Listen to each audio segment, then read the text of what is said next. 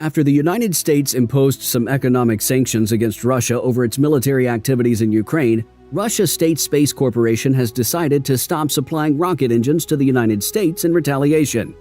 The Roscosmos chief challenged the United States, calling the US-produced rockets broomsticks. In the fantasy movie Harry Potter, magical broomsticks were the rave and a form of travel. Sure, they might not be able to take people to space, but it's not like they're entirely useless. The half-century-old space partnership and relationship between Russia and the U.S. is already going sour as we speak. The implication of Russia's cessation of the sale of rocket engines to the United States is not precisely known, but it doesn't look like the United States will be caught with its pants down, as SpaceX's CEO Elon Musk has humiliated this decision by coming up with a new set of rocket engines that are much better than the Russian alternative, the RD-180.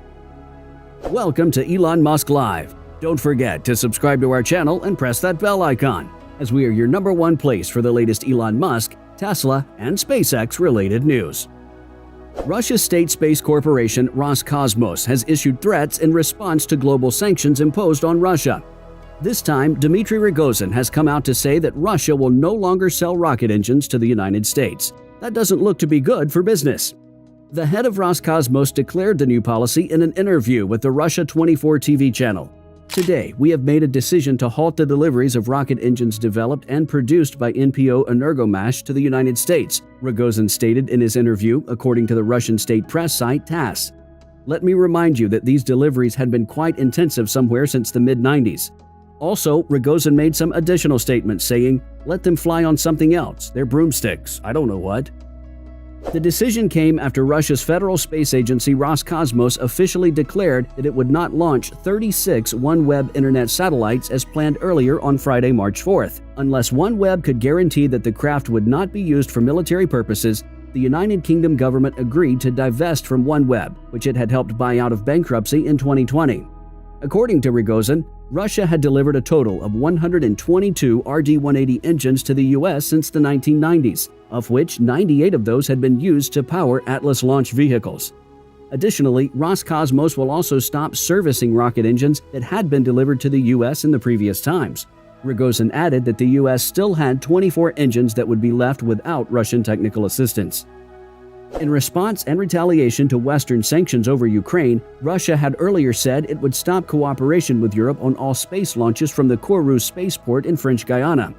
Roscosmos has also ceased launching Russian-built Soyuz rockets from Europe's spaceport in Kourou, French Guiana. Rogozin said Russia would now concentrate on producing dual-purpose spacecraft in line with the needs of Roscosmos and the Defense Ministry. This time, Rogozin has also recalled into question Russia's participation in the International Space Station program, which has been held up as a symbol of cooperation throughout trying times here on Earth for a long time. Also, Rogozin reminded viewers that Russia is the force behind space station navigation and fuel deliveries to the orbiting land. Therefore, we will closely monitor the actions of our American partners. If they continue to be hostile, we will turn to the question of the existence of the International Space Station, Rogozin said.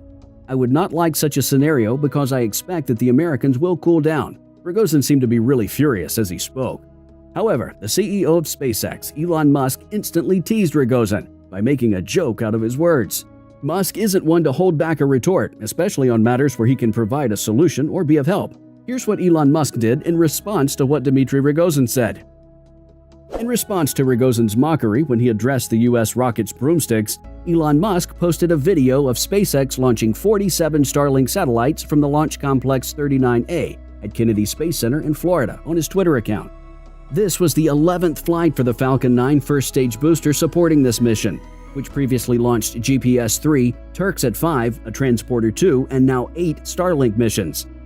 Interestingly, this accomplishment means the company has completed 9 orbital launches in less than 9 weeks, following in the footsteps of B-1058, which completed its 10th and 11th launch in just 39 days. 1060 spent just 43 days between launch 10 and 11.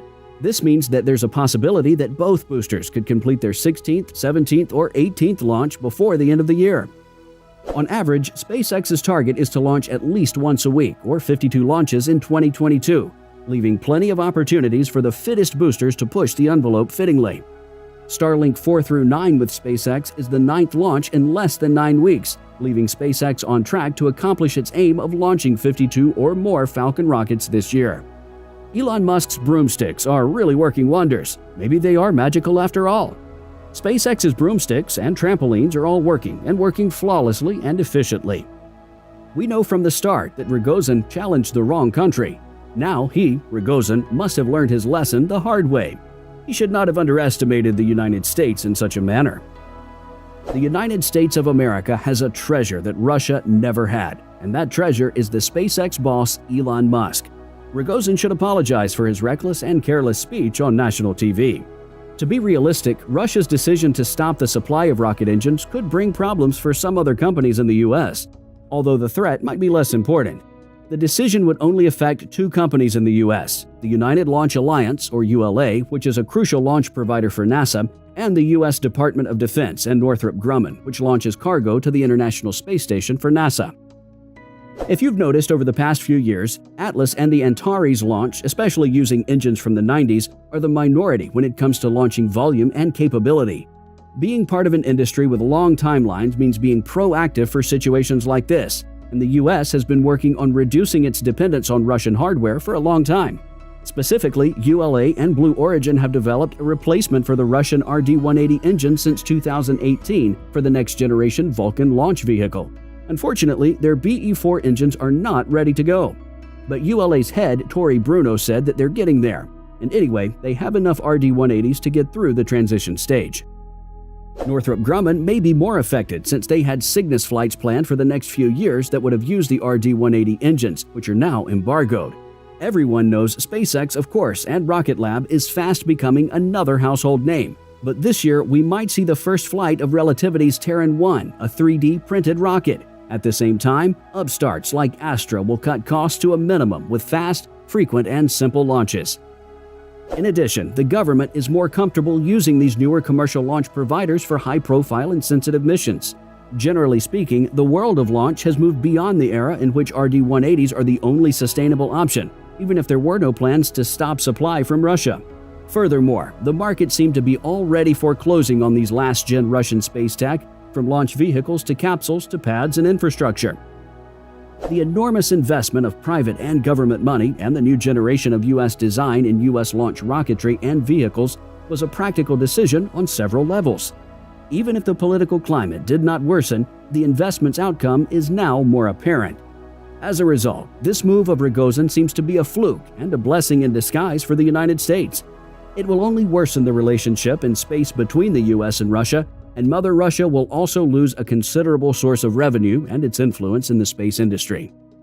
Russia's decision to cease the supply of rocket engines does not weaken the United States in any way. It instead makes the United States stronger and will leave financial implications on Russia because a huge source of revenue has gone.